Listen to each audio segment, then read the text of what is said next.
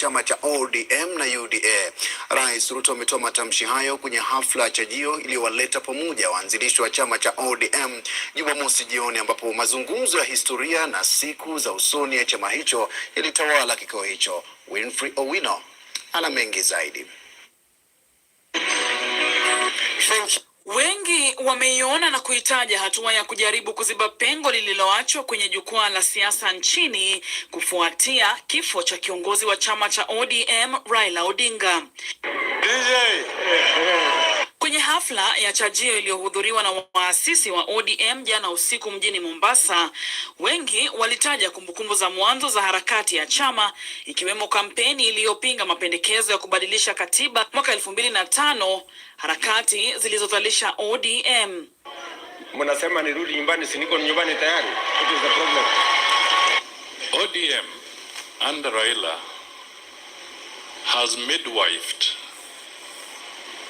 stability and transitional and smooth transition in this country.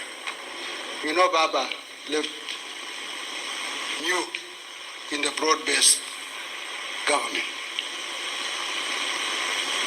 Stay in broad-based government.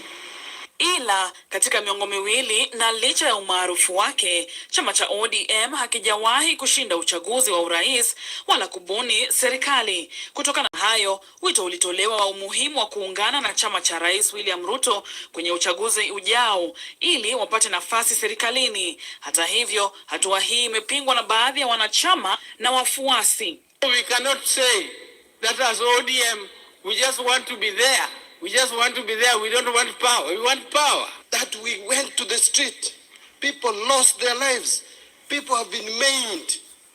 But by the end of the day, there was also boardroom politics. He worked with President Kibaki. He worked with President Uhuru Kenyatta. And he worked with President William. Once again, welcome to Checkpoint. Glad you The late Raila Amolo Odinga. At the function in Mombasa, one young fiery woman stood out, Winnie Odinga. Her posture, her tone, her confidence, all signaling a bold move, almost as if stepping into the space her father once commanded. She appeared to fight for what she called her rightful share, prompting many to draw parallels between her fiery style and the unmistakable political aura of Tinga himself. During the meeting, Winnie Odinga started debate when she described the relationship between ODM and President William Samoei Ruto's broad-based government as complicated. Party leader is why I am requesting we need to go back to the people and have an NDC and see who the people want to pick to manage that same relationship. Winnie later took aim at government leaders championing for a two-term agenda, delivering her criticism in a sharp, witty manner, accusing someone within ODM of attempting to sell the party. Winnie later took aim at government leaders championing. All right, Christina Ludwig, 3360, welcome. Today I'm focused on talking about Senegal, Ethiopia, and Nigeria. And of course, I'll not show a lot of receipts, but thank you so much for showing up. I'll be taking about 30 minutes of your time, so I appreciate. So of course, I just started with the meeting that just ended, the 20 years of celebration that ended for ODM party in Mombasa, of course, with us seeing a lot of controversy and complicated talks here and there. And of course, at some point, we got to understand that maybe there are members within ODM, as Winnie had indicated, who are trying to sell the party in boardrooms. And in fact, one of them had to testify and say, indeed, we are doing so, and that was Badi.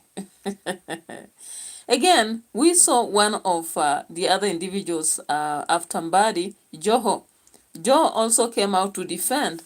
And it seemingly appears that those who have been given CS in ODM party are ready actually to sacrifice everything and get to the broad-based government, or rather a multi kind of amalgamation of ODM and the Kenya Kwanza, so that they can form a kind of a party that is going into 2027 elections.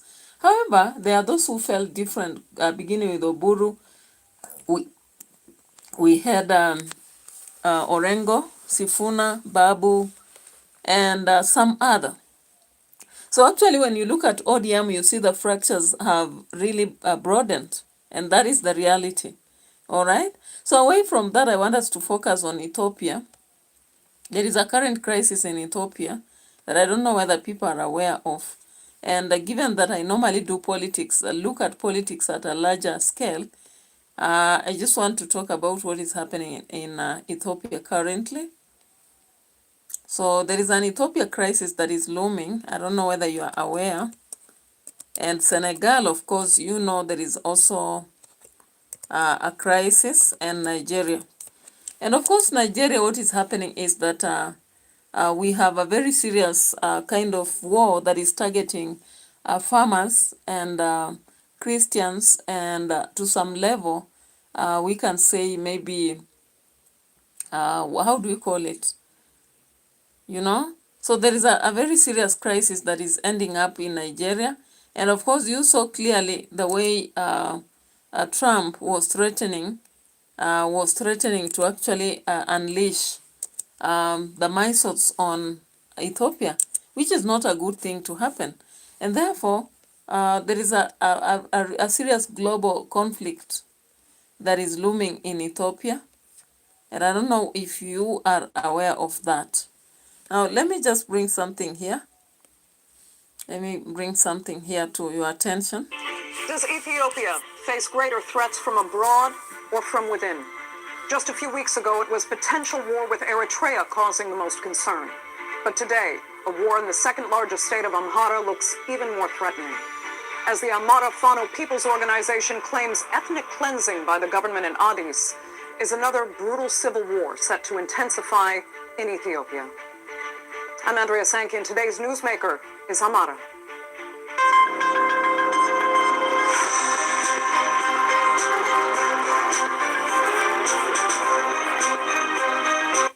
Then, the violence has not abated and the crisis continues.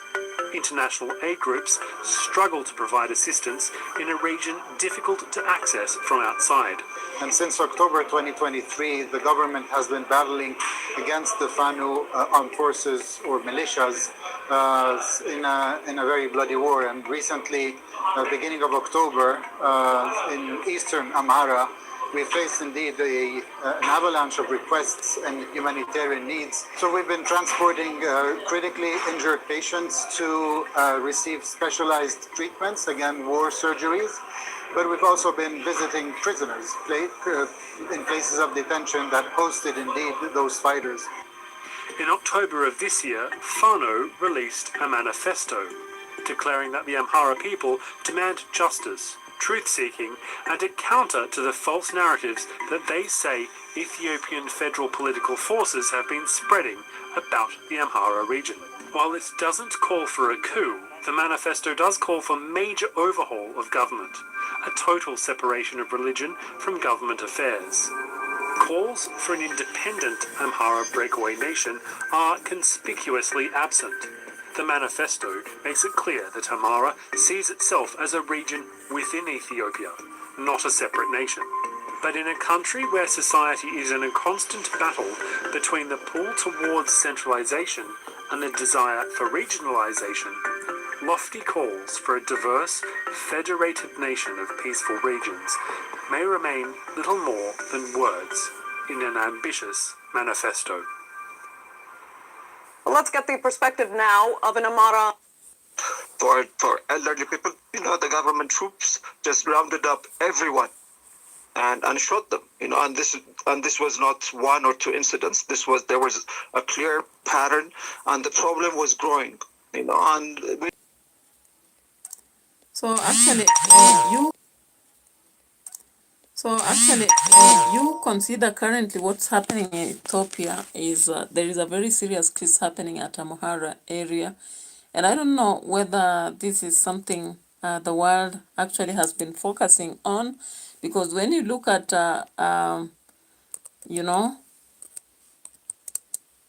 when you look at different channels, you don't see people focusing on the fate of Ethiopia, Senegal, or Nigeria. But currently, I've decided to talk about it because for me, the fate of Africa is very important. And every time I want to bring to the limelight what is happening out there that many people are not focusing on. And remember, when some places are ignored at time of crisis, we tend to think that everything is just rosy. Of course, like yesterday, I discovered that in Kenya, actually the northeastern part, people are really suffering, and there's very little effort people put in discussing such matters. And so I just believe as a channel, because people are watching, then it's important that sometimes we focus on these ideas or rather aspects that are worth talking about. So meanwhile, let me just search something here.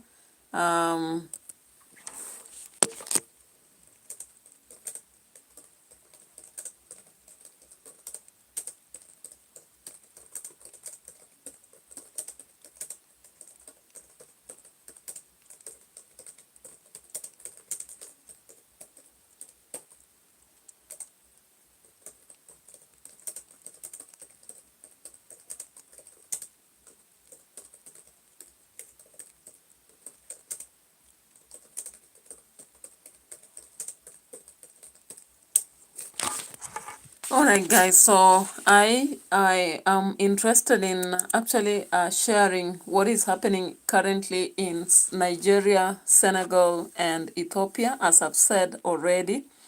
And of course, we begin with the aspect of Ethiopia, which we've already started covering right there. And guys, in Ethiopia, actually there is conflict, displacement, and digital repression. Now, what I can tell you for sure is that in Ethiopia, the aftershock of Tigray war is still being felt. I don't know if you guys remember this war that happened, the Tigray war. So I would actually wish that for those who are very interested in humanitarian aspects, they research on aspects of Tigrayan war. So in a major act, the Fano militia, representing the Amhara interest, is now in an open conflict with the federal forces, all right? And the reports are suggestive that we have massive civilian harm that is happening with drone strikes, displacement and detentions, which are happening in Amhara regions. So beyond conflicts, of course, there are climate-related disasters such as a drought and landslides and flooding in Amhara region of Ethiopia, which are compounding to food insecurities.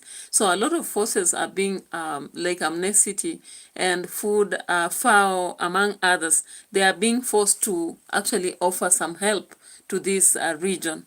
We can actually see that there is internet shutdown and worrying tool, which is a worrying tool. Digital access has been weaponized, cutting off communities during critical moments.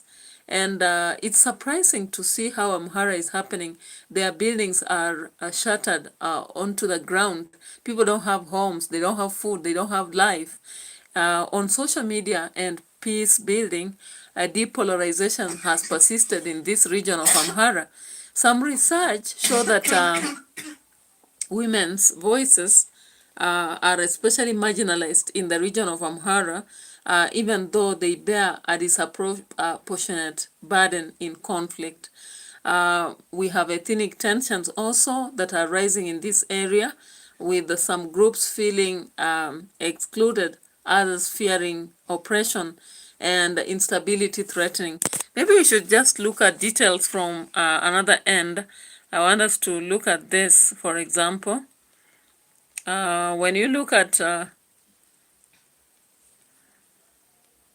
want you to look at this. This is what is happening in Amhara.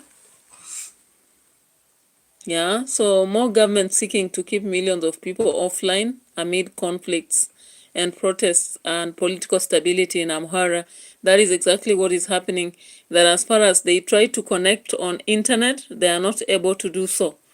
Yeah, so we have digital blackouts reaching record of high as possible with a lot of people who are seeking to get to connect to the world, unable to do so. So citizens are cut off internet, so they have to remain in the dark. They have remained in the dark for the last decade. Actually, as you can see, that's a man holding a mobile phone, yeah, and unable to access the internet. And that is what is happening in Ethiopia Amhara region. From the report released, we see that people cannot keep up to date. And once you are in a blackout, you know, it's like it's an impossibility to actually access whatever needs you need or even to reach the world. Another thing is that humanitarian crisis is happening in Ethiopia. Look at this here.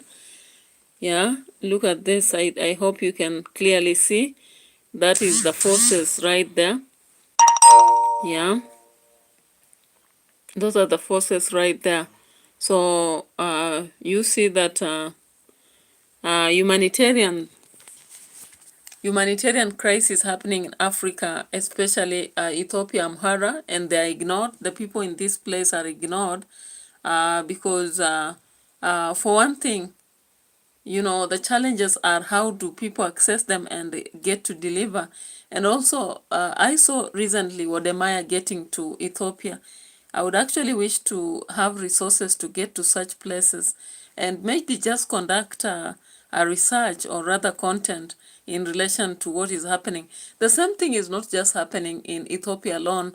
Of course, it's also happening in Nigeria, as violence is largely happening in Nigeria. There is the central government is ignoring direct help to the people and the threat. So in the negotiation for peace efforts, there is a problem that is happening. Actually, currently I'm doing what is informative rather than critical analysis. And so some of the Boko Haram individuals in Nigeria are actually causing fleeing individuals to run to Cameroon, and some of them to the Central African Republic, because the two political groups that are fighting in Nigeria, as I told you the other day, are displacing almost 1.1 million people internally, and 500,000 refugees are actually currently being seen in Cameroon. So this displacement is a crisis that is creating a lot of problems to people because, like, the supply of food and basic needs is a problem. So, of course, Paul Biya, who is Cameroon president, is indicating that he is overwhelmed with what is happening. Now, let's look at another thing that is happening in Ethiopia. As I told you, the aspect of displacement, drones, and the aspect of flooding is a serious crisis in Ethiopia that is happening, and it began in April 2023 between the Fano militia and Ethiopian government. That fight, the insurgents and conflicts has caused a lot of people in Amhara area, with Amhara special forces and regional forces actually pushing people away and creating tensions that cannot end. So the Fano fighters had allied with the government during the Tigray war, but after 2022, there was a peace agreement where Fano was viewed as treacherous. Okay, it was viewed as treacherous, and in the process, I don't know what's happening with the computer again. We had Gonda and Kajor zones, which actually became very active in terms of military. So the counterinsurgency aspects have led to what is currently happening there with extortion, theft, and kidnapping that has turned very rampant. Now, the Western Gojam zone has also been having very severe conflicts since October this year. Now, the ENDF have also caused extreme human rights violations and indiscrimination in employment of drone strikes. Okay, so even though human rights organizations are trying to intervene this, we still have military using extrajudicial killings and attacks on on medical facilities. Amnesty International also has reported the government has been arbitrarily detaining a lot of people and in camps, internment camps, and communication has been restricted without access to journalists and all that.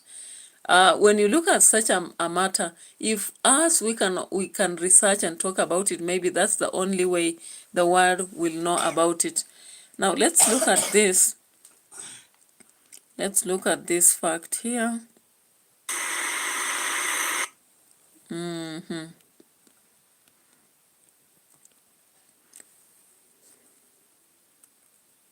Now remember, Ethiopia's fate, actually, or the wounds, they are not just on battlefield, okay? They are in a code. Yeah, when the internet goes dark and dissent goes dark too, and as militia clash and civilians suffer, ordinary people ask, who is to protect us?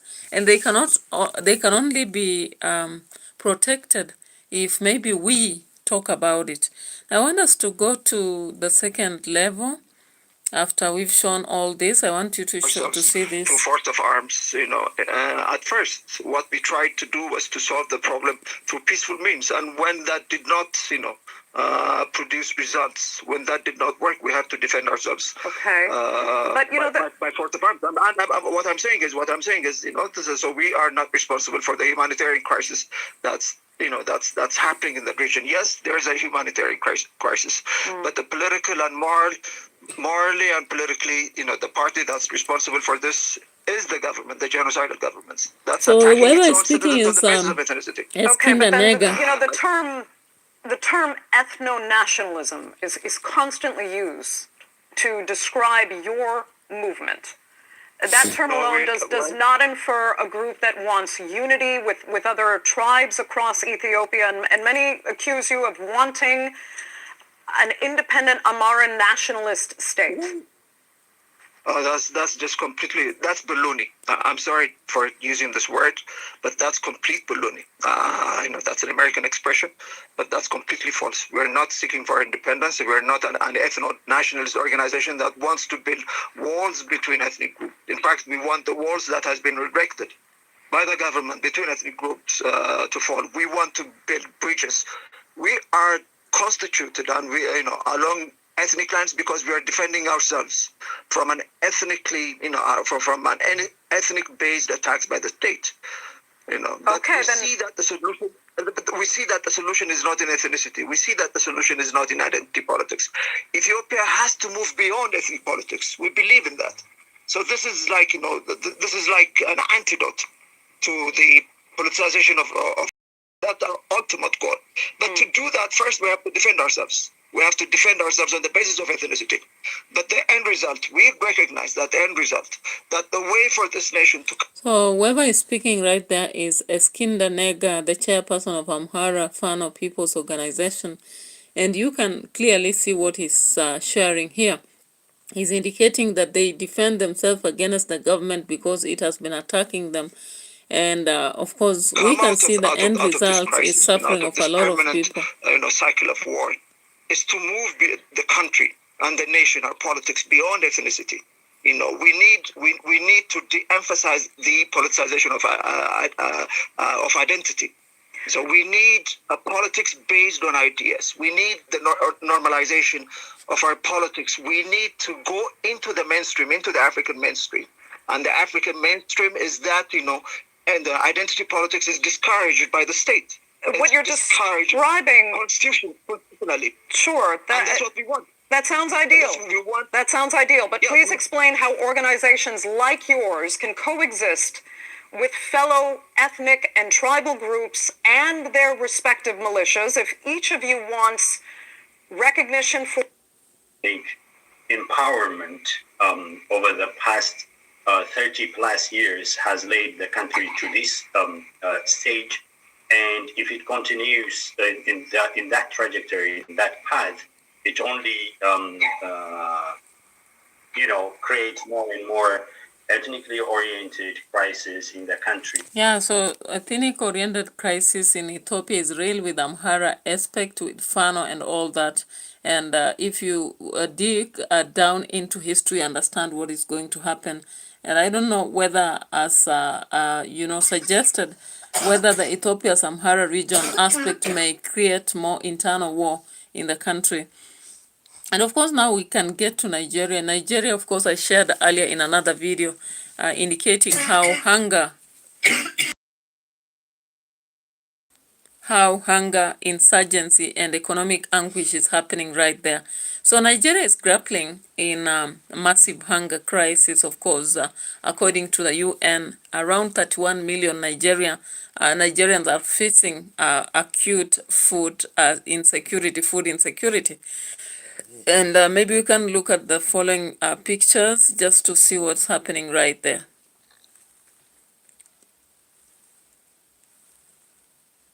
Where's this?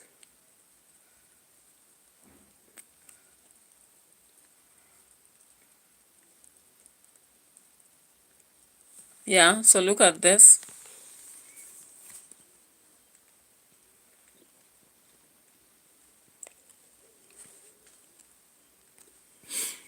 Yeah, so as you can see that picture right there, there's a serious food shortage in Nigeria, with a lot of people relying on donations and UN Food Agency. And, it's because of the terror aspect that are running around Nigeria. And of course, this is especially dire in the northeast part of Nigeria, where conflict with Boko Haram has displaced millions of people. Of course, I showed another picture yesterday with a lot of people who are being sent away from the other end. And aid cuts are making things worse, because remember, Trump actually said that whatever is happening is encouraging him to stop supporting or helping Nigeria. Humanitarian funding is shrinking, with nutrition clinics being shut down and putting vulnerable children at risk. All right. So economically, Nigeria has seen inflation spike, and especially after the removal of fuel subsidies. Remember, this is an aspect that you actually realize as international interventions that may not be very good at all. Yeah, so let's look at this. I hope with the intervention of maybe this guy here, things might be better. I don't know. We hope so.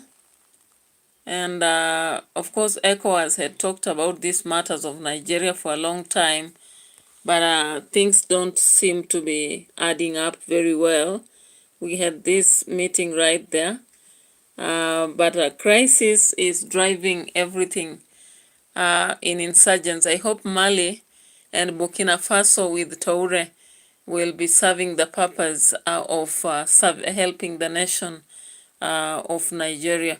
So of course the youth have also encountered unemployment because when the war, any country is not politically stable, then we are prone to have unemployment. On a political front, of course, protests are under the end of government. Lisa Kabugi, welcome. Thank you so much for showing up. It's so late in the night, almost 10:37.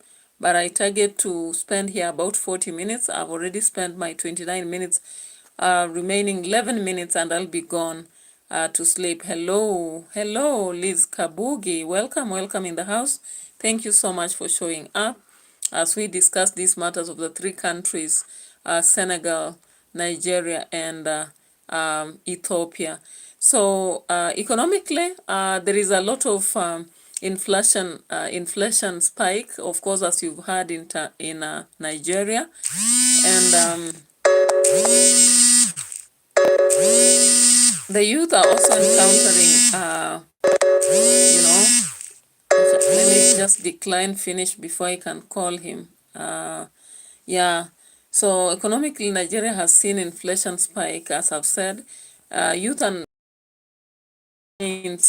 huge issue, and many feel left behind by political elites. On the political front, protests under the End Bad Governance have begun in Nigeria, erupting. And of course, people are a bit tired of corruption, high cost of living, and lack of accountability. And security is fragile in Nigeria. Boko Haram attacks continue to actually get to kill civilians every day. Now, imagine a country where your stomach grumbles not because of laziness, but because of aid that kept you alive being pulled away, where your neighbors actually flee their homes because bombs drop in at night. That is Nigeria today. And yet, many voices go unheard. So what do? We on the live stream, we on the YouTube chambers, we have to talk about it. Now let's get to Senegal as the last aspect of our discussion. Democracy in Senegal is strained with economic frustrations. Of course, Senegal has seen major political unrest, and that is between 2023 through 2024 and now. So protests have erupted after the conviction of opposition leader Ousmane Sonko. All right, yesterday I did something a little bit on this, but I feel like I should cover it again. So the protests have turned deadly in Senegal. Dozens have died, hundreds have been arrested.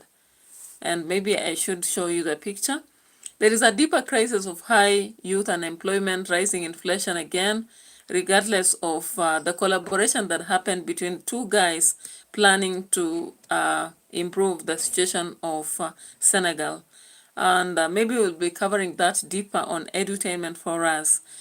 Senegal's fragile state index highlights how social grievances are being underscored while they are intensifying. Regional bodies like ECOWAS, of course, have expressed concern and are holding emergency sessions about political situation in Senegal. We hope that will help. But there is a sense among citizens that reforms are superficial and that the political elite may be consolidating more power instead of serving the people. Actually, my message tonight is that Senegal is often painted as West African democracy success story, but that's not true. The streets tell a different tale.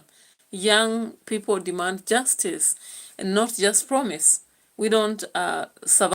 We survive on justice, the real justice. When protests are met with force, who really gets to speak? Now, looking at the general picture of the three, we can see that the three nations are suffering from food insecurity and humanitarian risk. All the three countries actually face deep food insecurity. In Nigeria, conflict is driven by driving hunger, while Senegal, there is economic shocks, and Ethiopia, there is climate disaster and conflict. Maybe because of the aid fatigue and fund cuts, we have a lot of vulnerability among citizens. In the three countries, again, we've seen that there is political grievances and governance crisis. Nigeria is faced with protests and corruption, and economic reforms are really hurting ordinary citizens. Senegal, we have seen that democracy is backsliding, the elite consolidation is a problem, and we have social demands that have not been dealt with. Ethiopia, on the other end, is facing ethnic political conflicts with weak trust in central institutions and repression. When you look at the three countries, again, there is security and armed conflict. Boko Haram in Nigeria. In Ethiopia, there is Fano, the inter-ethnic militias and lingering war legalities. Then such conflicts are not just military, they destroy livelihoods, displace people, and also fracture societies. We have digital information control, internet shutdowns in Ethiopia. Of course, you've seen information is controlled. There is also crisis that destroys both voices and lives. The youth and the development aspect is a very serious one. So across all three nations, we have seen young people who are marginalized, facing high level of unemployment and lacking investment and future prospects. There is frustration at economic and political level. So we call for action on edutainment. For us, whistleblower is our anchor. So what can we do as informed citizens, a global audience, as voices? Here is the roadmap. Amplify the voices, share the stories of Nigeria's displaced people, Senegal's young protesters, and Ethiopia's silenced communities. Also, we should demand transparency and accountability by pushing the governments and institutions to be accountable so that we don't have aid cards. They should show where the funds go. They should actually fulfill their political promises and hold their word as true. There is also need to protect the digital rights, advocate that that there is an open space for internet and shutouts should not be there. Censorship is not necessary. There is need to support local peace, peace building in the three nations so that Black civil society, women-led initiatives, community dialogues are geared in these nations. Educate and engage also is another strategy that is necessary. Through different platforms, we can teach, mobilize, and entertain while informing, making people aware that it's not just about power, it's about responsibility. And this is not a distant crisis. They are human stories, and mothers, youth, farmers, entire communities, and everyone else must speak in one voice. We refuse to let them to be forgotten. There is more than edutainment. It's a whistleblower trumpet for the world. Join me, share, learn, and act. Good night. Have a nice day. Let's meet tomorrow for another episode like this. Bye-bye for now.